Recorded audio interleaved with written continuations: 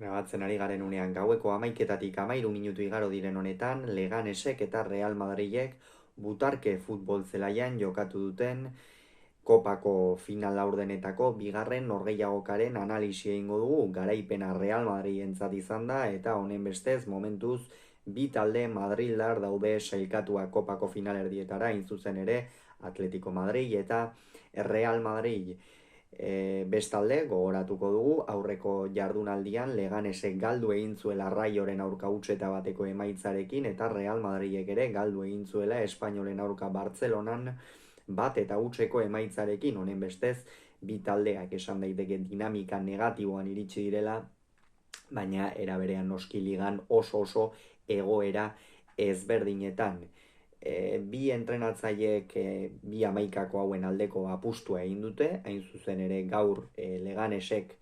lauko atzealdeko lerroarekin jokatu du, hori izan da behar bada gaurko albiste harrigarriena edo, lau bateko sistemarekin jokatu dutela butarkekoek. Soriano izan da atepean, lauko lerroan eskuinaldetik Rosier, ezkerraldetik Altimira, Sergio González eta Nastasic lagun zituztela, Euskarri bakar moduan Renato Tapia aritu da, apur bat aurreratuago izan dira Oscar Rodríguez, Brasanach eta Neyu, Oscar Rodríguez, Brasanach eta Juan Cruz, eta apur bat aurreratuago izan da Neyu, eta goian Diego García izan da. Real Madridek utzune asko tarteko aldaketa dezente egin behar izan ditu Carlo Ancelotik, Lunin izan da atepean, lauko lerroa atzealdean Fede Valverde eskuinaldetik, Fede Valverde zurrumurruak baziren, Fede Valverde gaur eskuinaldetik jokatuko zuela, badakigu normalean egal horretatik eta erasoan eta batez ere asko sartzen den jokalaria dela, indar handikoa, abiadura handia duena eta baloia hartzen duenean zenbait aurkari kanporatzeko gaitasun handia duena, gero gainera barne kaldera sartzeko gaitasun hori ere badu, eta horregatik Carlo Ancelotik utsune Fede Valverderen aldeko apustua egin du. Ezker aldetik izan da Ferland Mendy, Jacobo debutaria eta Raúl Asensio, Jacobo tazere hitzei behar dugu gaur, Tchouaméni izan da euskarri moduan, Brahimek eta Luka Modricek lagundu diote ze partida jokatu duen Brahimek, nik uste Ancelotti gaur beste postu honetan protagonismo askoz ere handiago emango diola denboraldian zehar. Eta goian eskuinaldetik izan da Arda Güler, ezkerraldetik Rodrigo eta goian Endrick. Partida hasieran ikusi dugu Real Madrid batez ere atzealdean arazo askorekin, Leganes estutzera atera da, partida oso irekia izan da, kopan ohikoa den moduan,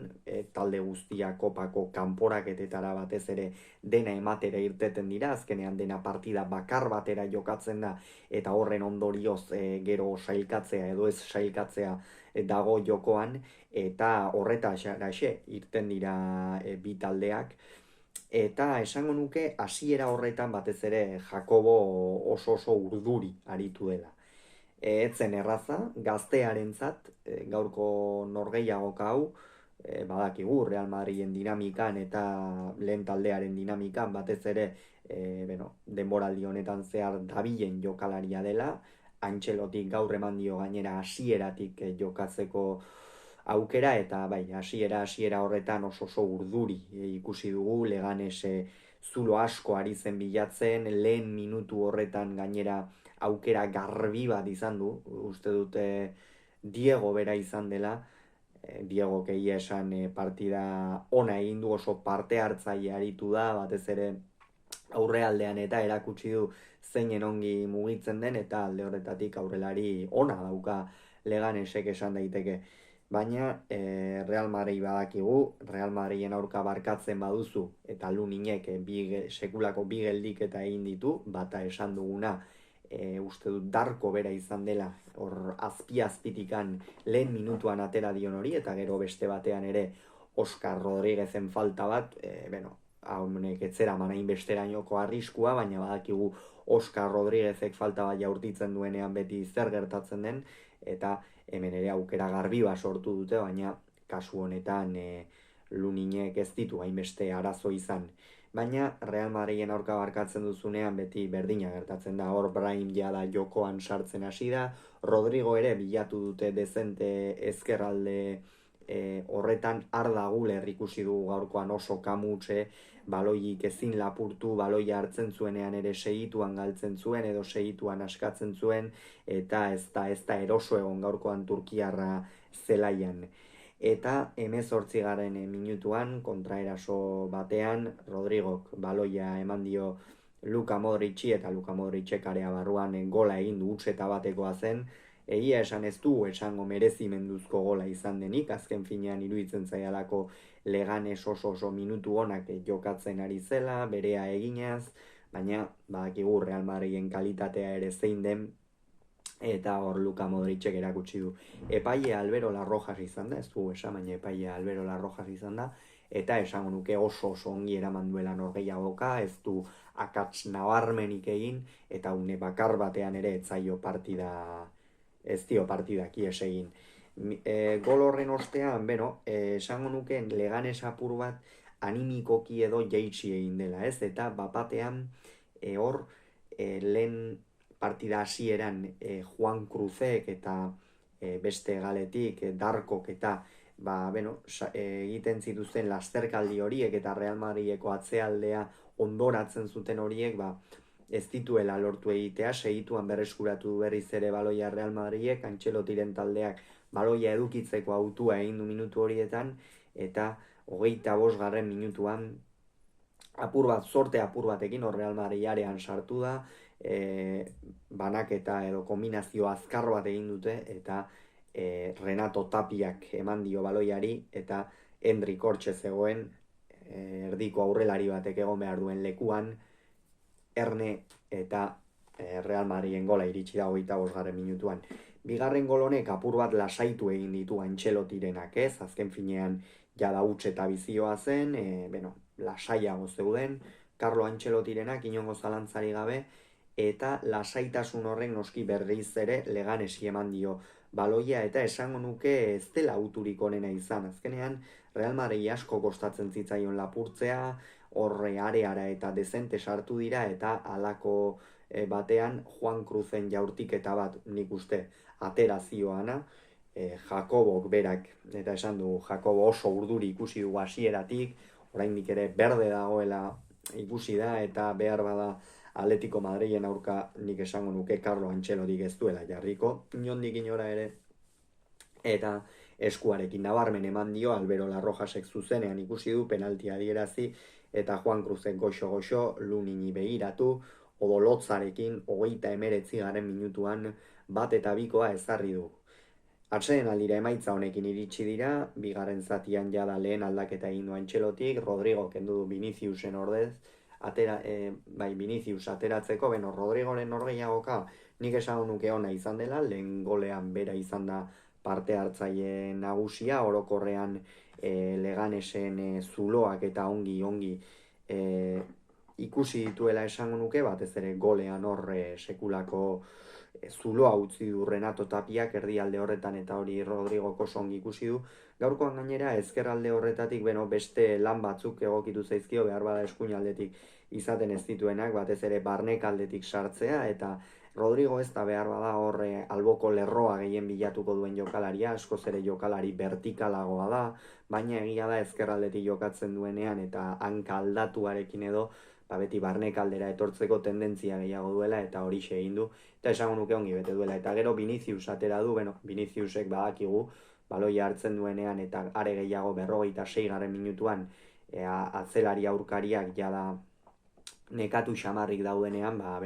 gaitasun handia duen jokalaria da, eta horretan saiatu da, eta esango nuke lortu duela gainera.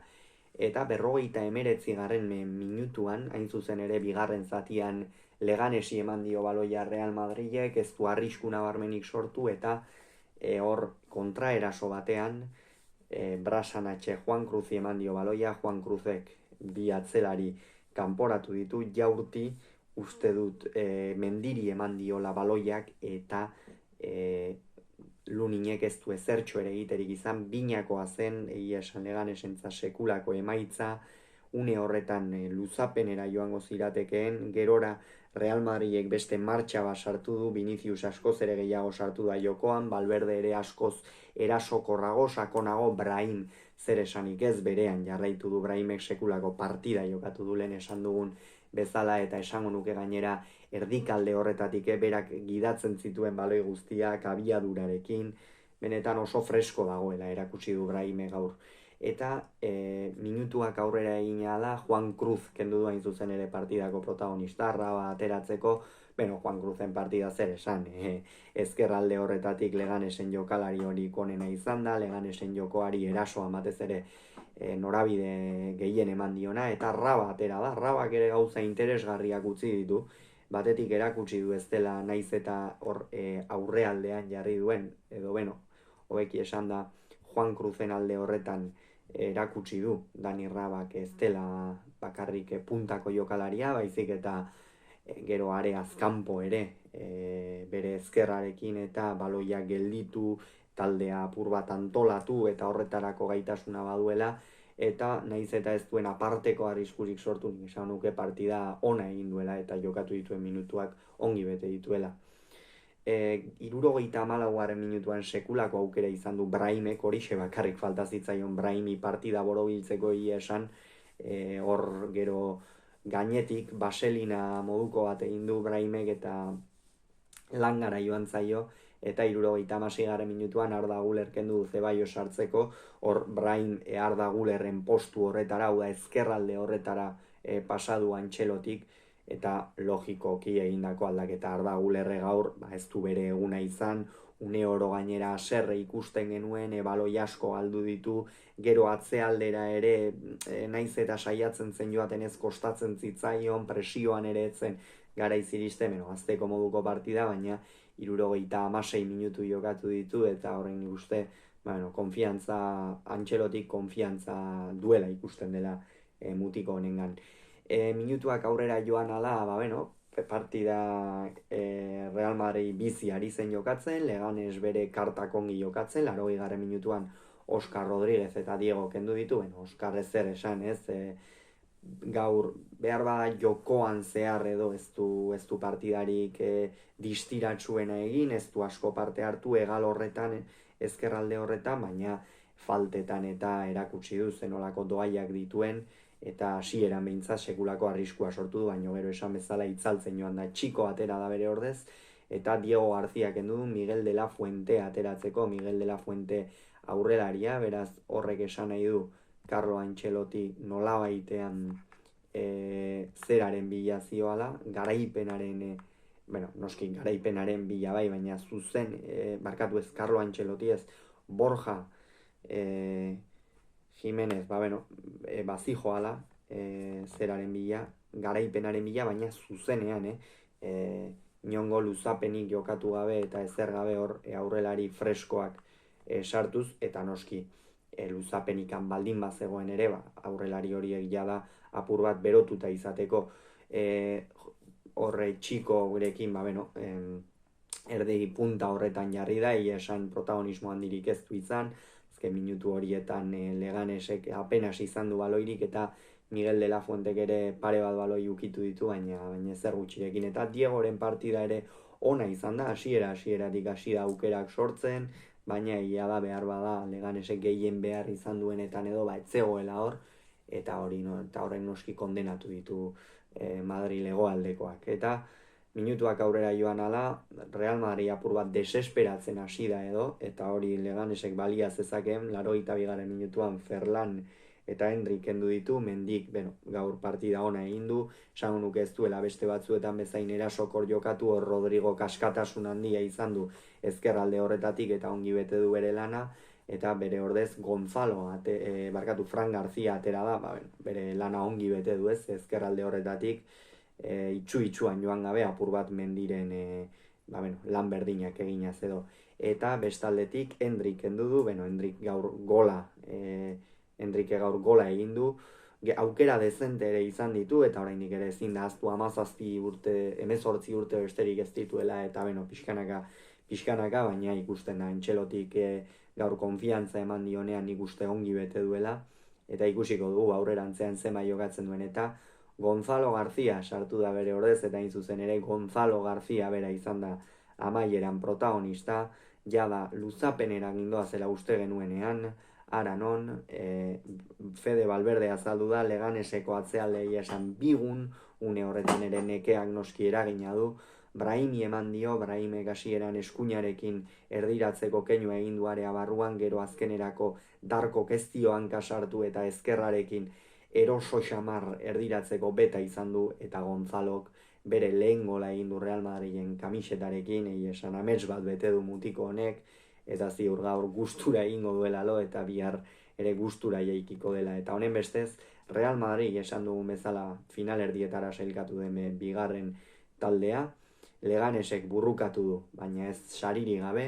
hause izan da gaurkoz esan beharreko, aurrengoan gehiago izango zuen, taldean on izan agur.